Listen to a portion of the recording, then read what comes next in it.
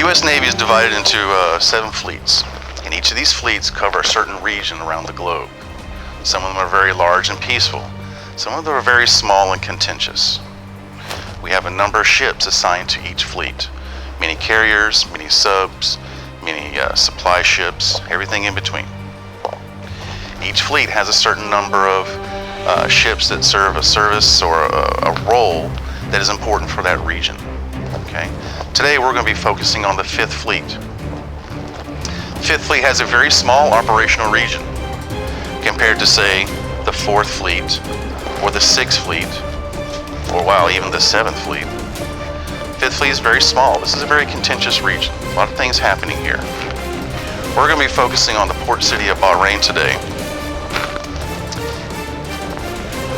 Currently, in the 5th Fleet, the USS Nimitz is assigned to that. Nimitz is assigned to that, CVN 68. Well, in this story, on the USS Nimitz, pulls into port in Bahrain. We know it's kind of a sketchy place. Sometimes things may go down that we're not really fond of. And there are people there who aren't necessarily consider us friends, so it's always good to be on guard. Well, in this particular story, we're going to have the USS Nimitz pull into port in Bahrain. Things seem normal at first. A night passes and traffic throughout the port and the bay looks normal. But a report comes in. It says that civilian ships that have been going through the night, apparently with no purpose at all, have actually placed sea mines within the bay and placed sea mines around the port. And they've notified us to brag about it.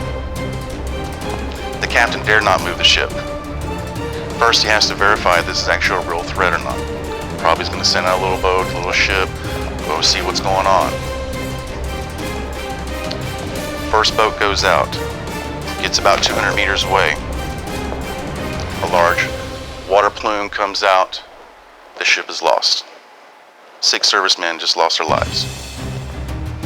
Now the captain has a verified threat, has really not a way to check it out yet until we talk to the air wing.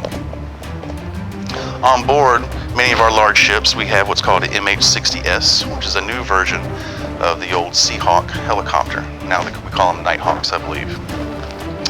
And very recently, in the past couple years, I think, maybe even this year, they've been refitted for lots of new roles. It's kind of like a workhorse. It's the thing that does a lot of work around the Navy. Sea and air rescue, a lot of anti-mine warfare, anti-submarine warfare, things that the ship could not see by looking down to the water. These helicopters are very vital for performing those roles. Today we're going to talk about anti-sea mine and patrolling for that. So our captain is going to send out an MH-60S here. Say, hey, let's go find these sea mines. We got to get out of here. We got to locate them. I'm already on the horn with the president. We got to make something happen here. Well, the problem becomes whenever he sends out a Seahawk, that it as well also, after about 2-3 minutes of flight time, plunges into the water. Now everyone has no idea what's going on at all. You start talking to the air wing maintenance guys. Do you have any idea why that ship went down? Where's all the records? I want to know everything that's happening to that helicopter right now, because I dare not put up another one if something's wrong with it.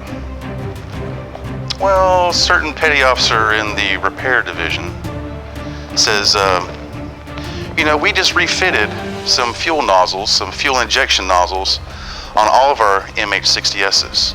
It was something that just came in with replenishment. I just grabbed the box. They said, do this in port while we're downtime. We pulled into port. Sorry, Captain, I just followed the maintenance order. After a little bit of investigation of the maintenance order and looking back, we realized that maintenance order never came from the manufacturer, never came from Department of Defense. It was actually inserted as part of the normal shipment, just a little old box with little pieces like this. It said, hey, put me in when you get a chance. Happens every day. This case, what the crew does not know is that those items, those fuel nozzles, came from an unidentified source. And so they start checking out the fuel nozzles on the other MH-60s that they have on board. They've all been replaced with a new one, and they determine that it is not the same as the old one. The crew on the helicopter, before going down to the water, say on the radio, going down, loss of power, engine failure. Putting these two together, captain says, it has to be these fuel nozzles. We don't know where they came from. Our birds are losing fuel. That has to be it. We have to get the original fuel nozzles put back on these choppers. Otherwise, I can't put choppers in the air. I can't clear these mines. I can't get this ship with 6,000 people on it out of the bay. So they go to the repair department. Again, it says, hey, we need the original fuel nozzles. And they're like, sir, when the replacements came in, there was clear orders that said to destroy all the originals because the originals were faulty, and that's the reason we replaced them. So now the story's become that the original good faulty fuel injection nozzles have all been replaced with faulty ones because of a little shipment that arrived on board like every other one that did come through. Your task is this. Once one of the petty officers finds a little fuel nozzle, who he kind of embarrassingly says, I was saving this. I wanted to send it home to my kid because I thought it'd be a cool memento, a cool souvenir. If we're getting rid of them, I just thought it'd be neat to send this back home to my son while he's waiting for me. Captain turns to that petty officer and says, you may have just saved all of us. I need you to take that fuel injection nozzle. I need you to go immediately to the 3D printing office, and I need 12 of them now. Your task today as students is this. One representative per team at a time is going to come look at these models that I'm going to have sitting on a table over here.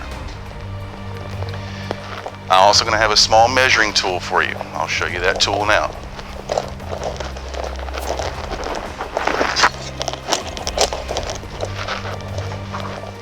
Just like it shows right here, it's just a little tool that has inches and millimeter markings on it. It doesn't actually move or anything, it's just like a decorative ruler, okay? So don't try to bend it and break it.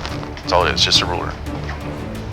This, just like I have here, is a fuel nozzle. Of course, it's really, really tiny. You're going to have to come look at the detail on that, right? One person per team will be able to do that. Do whatever you want. You can use your measuring tools to measure the nozzle. In your software that we've already been practicing with this summer, you're going to design a 3D sketch of that. Whenever you're happy with your 3D sketch, you send that to Mr. Epps, or use the USB drives like we discussed, and then we start printing. After that, it's all said and done.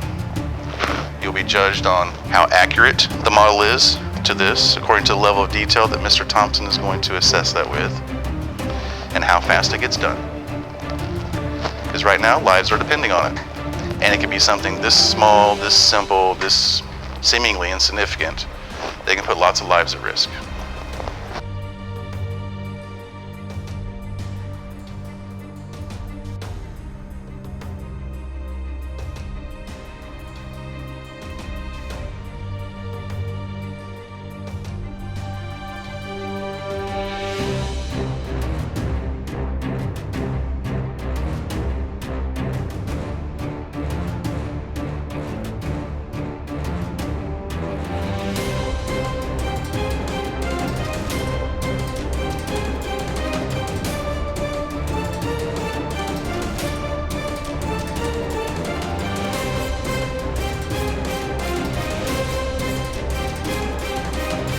This is the classroom of the future.